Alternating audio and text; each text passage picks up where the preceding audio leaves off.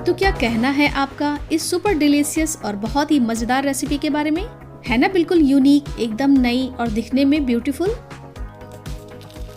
एकदम करारी, ढेर सारी परतों वाली बहुत ही टेस्टी स्टफिंग के साथ ये कचौरी आपके किसी भी खास ओकेजन और पार्टी में चार चांद लगा देंगे।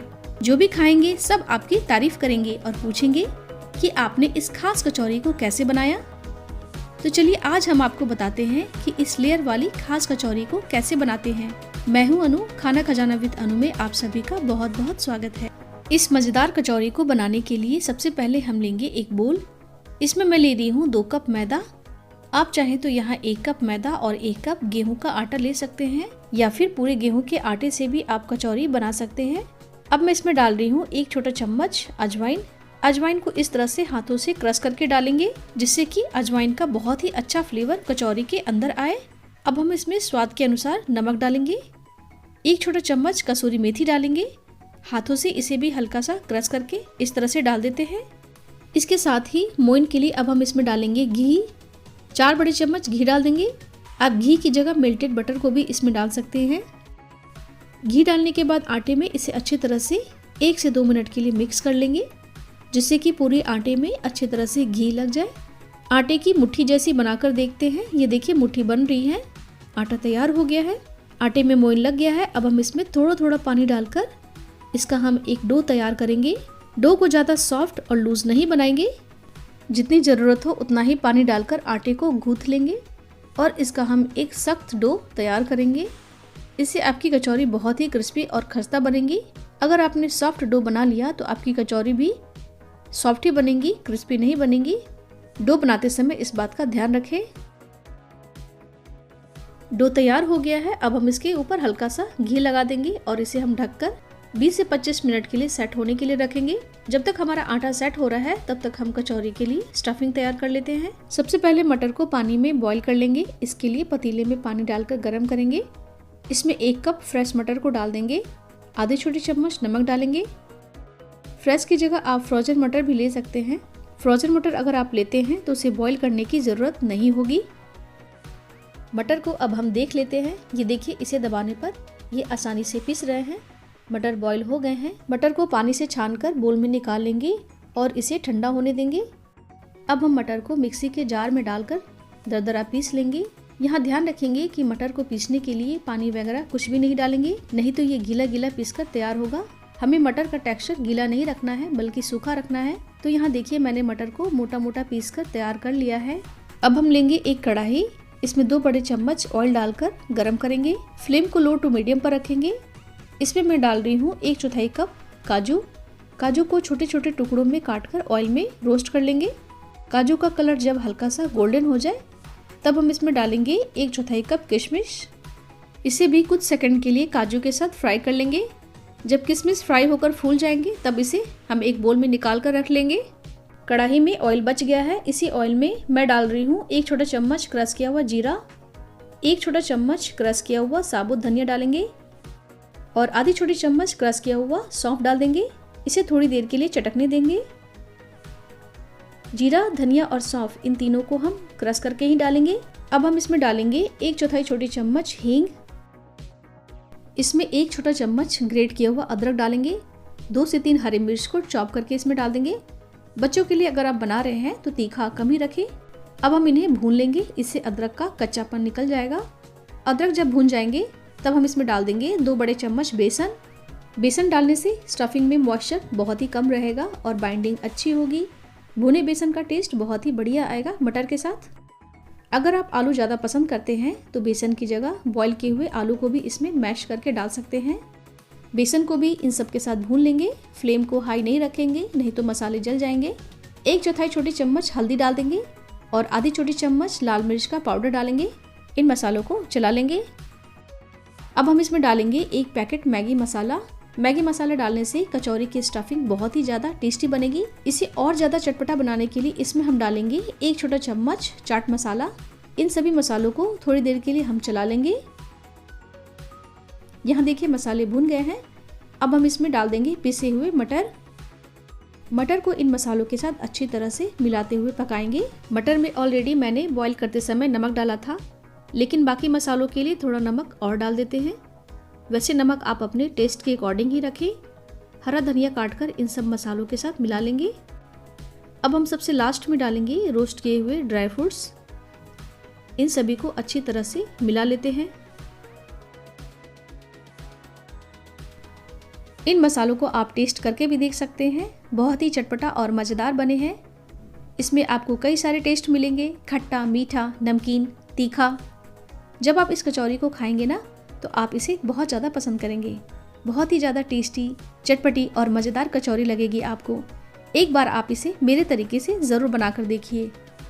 तो यहाँ कचौरी की जो स्टफिंग है बिल्कुल तैयार हो गई है।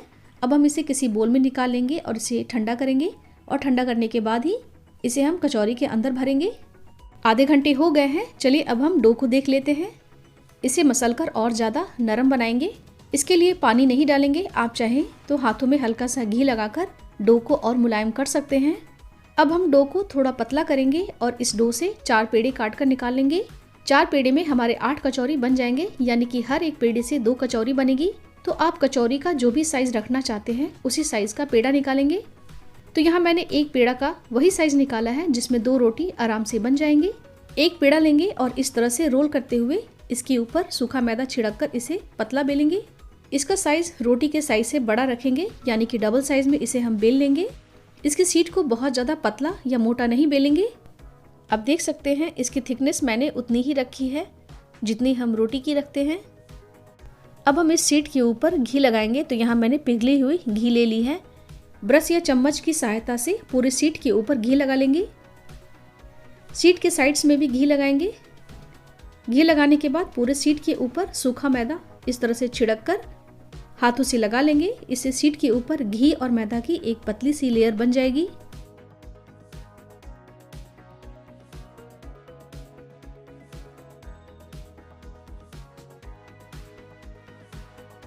अब हम इस शीट के 2 साइड्स को लेकर इस तरह से फोल्ड करेंगे और हाथों से फोल्ड को हल्का सा इस तरह से दबा देंगे।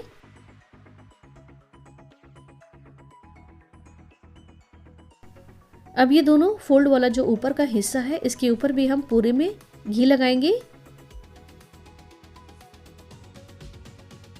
इसके ऊपर भी सूखा मैदा छिड़क देंगे जहां हमने घी लगाया था, और हाथों से मैदे को मिला लेंगे। अब हम इन दोनों के बीच में एक और फोल्ड बनाएंगे। इस तरह से ये एक स्ट्रिप यानी पट्टी जैसी तैयार हो जाएगी। इसी तरह से फोल्ड करने पर कचौरी में बहुत सारी लेयर्स आती हैं, तो इस प्रोसेस को करते समय बहुत ही ध्यान से कीजिएगा, जैसा कि इस वीडियो में बताया गया है। अब हम इस पट्टी के ऊपर हल्के हाथों से बेलकर थोड़ा और पतला करेंगे। इसके ऊपर ज़्यादा प्रेशर देकर नहीं बेलना है, नहीं तो इसके लेयर्स आपस में चिपक सकते हैं। इसके ऊपर भी हम घी लगाएंगे और मैदे से डस्ट करेंगे। डस्ट करने के बाद इसे हम हाथों से मिला लेंगे। तो ये हमारी लंबी और चौड़ी स्ट्रिप बनकर तैयार हो गई है। अब हम इसे रोल करेंगे। सबसे पहले एक फोल्ड बनाएंगे और इस तरह से इसे दबा देंगे। इसे लेकर रोल करेंगे। रोल करते समय टाइट ही रोल करेंगे, कहीं से भी गैप नहीं रखेंगे। पूरा रोल करने के बाद इसके ऊपर इस तरह से दबाकर सेट करेंगे, जिससे कि ये स्ट्रिप खुले नहीं। रोल के साइड्स में जो भी एक्स्ट्रा पार्ट निकला है उसे अंदर की ओर इस तरह से दबाकर बराबर करें। अब ये रोल तैयार है। अब हम इस रोल को 2 तरीके से कट कर सकते हैं। शार्प एज वाले चाकू से इस तरह से धीरे धीरे करके काटेंगे, इससे अंदर की लेयर्स बिल्कुल भी खराब नहीं होंगी। अगर तेजी से चाकू से काटेंगे तो ये लेयर्स आपस में चिपक सकते हैं। आप देख सकते हैं कि कितनी अच्छी लेयर्स आई हैं इसके अंदर। दूसरा, आप धागे से भी कट कर सकते हैं। धागे को रोल के नीचे लेकर बिल्कुल सेंटर में रखेंगे और धागे को ऊपर लाकर क्रॉस करते हुए धीरे धीरे खींच लेंगे। इस तरह से कट करने पर भी लेयर्स ये देखिए कितनी अच्छी आई हैं। तो आपको जो भी तरीका सही लगे आप उसी तरीके से इस रोल को कट करें। अब हम एक पोर्शन लेंगे और जिस साइड को हमने कट किया है उसे नीचे की ओर रखेंगे और ऊपर से हल्का सा दबाकर इसे हम पूरी के साइज में बेलेंगे। इस बात का आप ध्यान रखेंगे कि ये जो कट किया हुआ पार्ट है जिसमें लेयर्स दिख रहे हैं उसे हम नीचे की ओर ही रखेंगे और ये वाला ऊपर। इस तरह से रखकर इसे बेल लेते हैं। बेलन से हल्के हल्के हाथों से बेलेंगे, ज़्यादा प्रेशर देकर नहीं बेलना है, नहीं तो लेयर्स खराब हो सकते हैं। तो यहाँ मैंने पूरी के साइज में इसे बेल लिया है।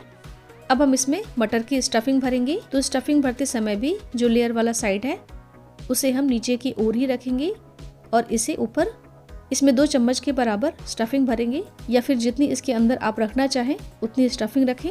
अब हम इसके साइड्स में थोड़ा पानी लगा लेंगे और इस तरह से रोल करते हुए प्लेट्स बनाएंगे। इसे एक साथ लाकर इस कचौरी को ऊपर से बंद कर देंगे। आप चाहे तो इसके ऊपर का जो एक्स्ट्रा मैदा है उसे काट कर हटा दें या इसी के साथ इस तरह से बंद कर दें। तो ये देखिए हमारी कचौरी कितनी बढ़िया तैयार हुई है और इसमें कितनी बढ़िया लेयर्स दिख रही हैं। जब ये फ्राई होंगे तो ये लेयर्स और भी बढ़िया दिखेंगे। इस तरह से सारी पूरियों को बेल लेंगे और इसके अंदर स्टफिंग भरेंगे। सारी कचौरियों को इसी तरह से स्टफिंग भरकर तैयार कर लेंगे। अब हम इन कचौरियों को फ्राई करेंगे। कढ़ाई में रिफाइंड ऑयल को गर्म होने के लिए रखेंगे। फ्लेम को लो टू मीडियम पर रखें। मैदे का छोटा सा पोर्शन इसमें डालकर चेक कर लेते हैं। इस तरह से अगर बबल्स निकलने लगे तो समझ लीजिए कि ऑयल गर्म हो गया है। अब हम इसमें एक एक करके कचौरियों को डाल देंगे। इसमें जितनी कचौरियाँ आ जाए इसमें डाल देते हैं। अब हम फ्लेम को लो पर रखेंगे जिससे कि ये कचौरियाँ अच्छे से धीरे धीरे फ्राई होती रहें।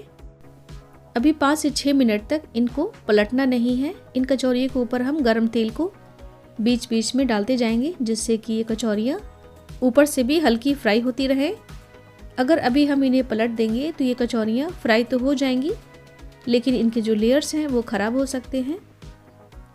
तो जब तक इनकी लेयर्स ऊपर से हल्की फ्राई हो जाएं और लेयर्स अच्छे से दिखने लगे तब हम इन्हें पलट लेंगे।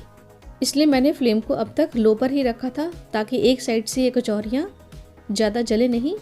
अब हम फ्लेम को मीडियम पर रखेंगे और इन्हें उलट पलट करते हुए फ्राई कर लेंगे। हम इन कचौरियों को तब तक फ्राई करेंगे जब तक कि इनका कलर गोल्डन ना हो जाए। ये देखिए बढ़िया सा गोल्डन कलर आ गया है इन कचौरियों का और इनकी लेयर्स देखिए कितनी बढ़िया दिख रही हैं। कचौरियाँ अच्छे से फ्राई हो गई हैं। अब हम इन्हें निकाल कर प्लेट में रखेंगे। इसी तरह से सारी कचौरियों को फ्राई करके निकाल लेंगे।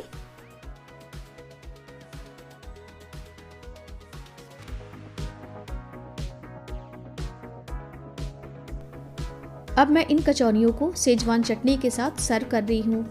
आप चाहे तो इसे धनिया पुदीने की चटनी, इमली की चटनी या फिर ग्रेवी वाली आलू की सब्जी के साथ सर्व कर सकते हैं। ये कचौरियाँ दिखने में बहुत ही शानदार और खाने में बहुत ही ज़्यादा डिलीशियस है। इस कचौरी को आप अपनी फैमिली और फ्रेंड्स को खिलाकर अपनी ढेर सारी तारीफ बटोर सकते हैं। तो फ्रेंड्स, अगर आपको ये रेसिपी अच्छी लगे तो कमेंट करके मुझे ज़रूर बताइएगा, लाइक और शेयर कीजिएगा, चैनल को सब्सक्राइब कीजिएगा और साथ ही बेल आइकन को प्रेस करना बिल्कुल मत भूलिएगा। हम फिर से मिलेंगे एक और मज़ेदार रेसिपी के साथ। तब तक के लिए बाय बाय, टेक केयर।